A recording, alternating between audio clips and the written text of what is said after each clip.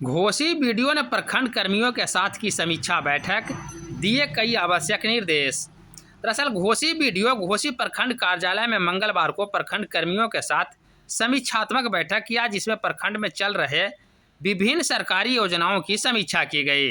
इस दौरान बीडीओ प्रभाकर कुमार ने प्रखंड क्षेत्र के सभी पंचायतों में पायलट प्रोजेक्ट के तहत पंचायत के 4 वार्डों में सोलर लाइट लगाने की बात कही है। उन्होंने बताया कि सरकार द्वारा इसको लेकर पैसे का आवंटन किया गया है, ताकि पायलट प्रोजेक्ट के तहत पंचायत के 4 वार्डों में इसे क्रियान्वयन किया जा सर, सके। अभी जो बैठक चल रही है इसका पर्पस क्या है सर?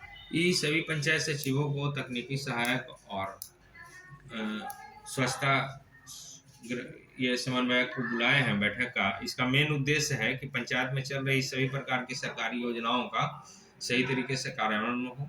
और अभी सोलर लाइट लगाने पर बहुत सरकार बल दे रही है, तो आज सोलर लाइट के सभी अभिलेख हमारे पंचायत से आ गए हैं और सभी पंचायतों में सोलर लाइट लगेगी।